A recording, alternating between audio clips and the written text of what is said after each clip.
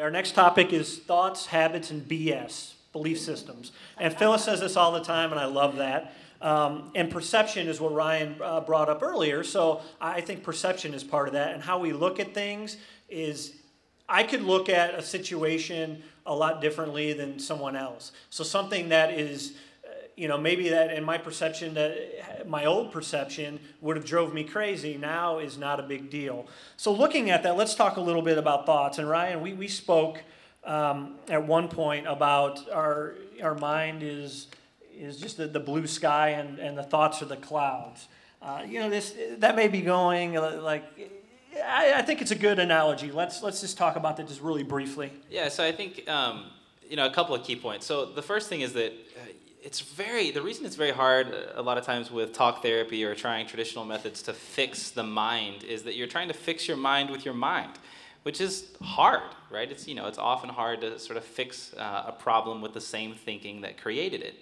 So that's why sometimes with yoga and meditation and being able to step out of yourself for just a little bit, just really switch a habit, even trying a different daily routine, it can do a lot to sort of offset your dominant habitual response. But the power of belief, which is I think what you're asking about, is really important because your belief really has two primary functions. And so belief, number one, will filter the information that comes in from the environment. So if you have, if I were to show you, for example, if you were a staunch Republican, and I'm not going to pick on the Republicans because I assume I'll get in trouble, but if you were a staunch Republican and I gave you a paragraph and it had equally pro-Republican and equally pro-Democratic ideas or statements, and I asked you to read the paragraph, and then afterwards I said, what do you remember? What you would remember were all the pro-Republican comments, and you would actually have no recollection of, or very little recollection of, the pro-Democratic comments. And so in the back of your brain you have this thing called the reticular activating system, and its job basically is to sort of be like a cognitive lazy person. And so the idea behind the reticular activating system is, hey, you as a conscious entity, you can't really handle all the information that you're seeing in the world, so I'm only going to let you see a little bit.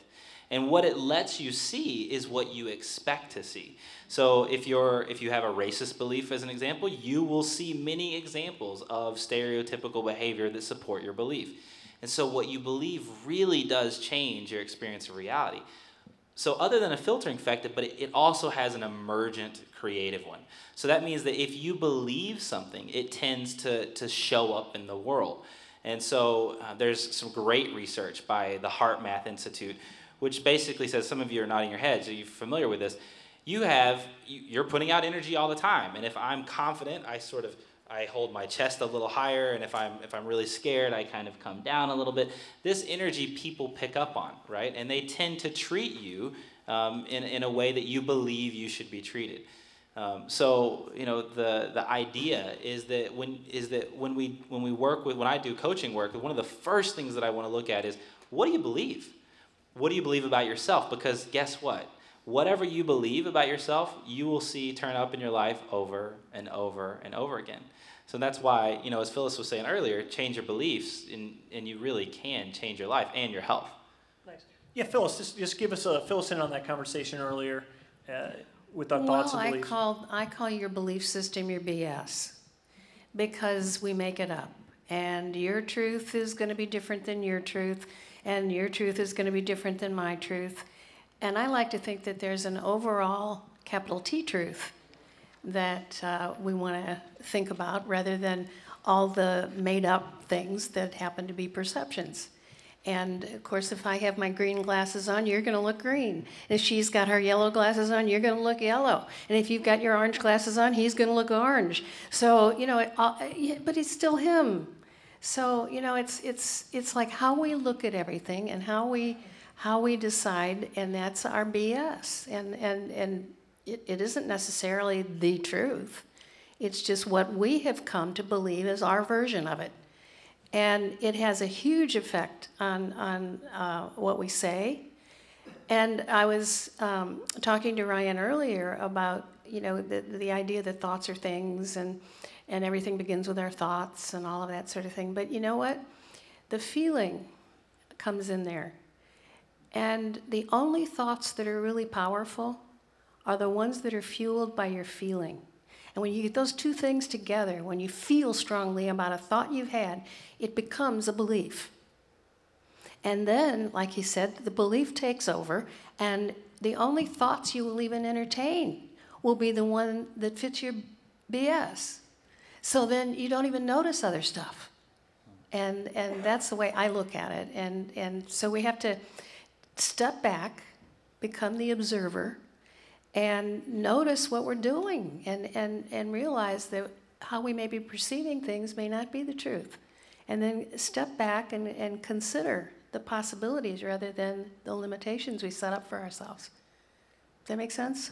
That's why, you know, if you've ever been in a situation where you're really craving ice cream, and your mate comes to you and says, I just have a feeling for ice cream. Like, oh, I was just thinking that.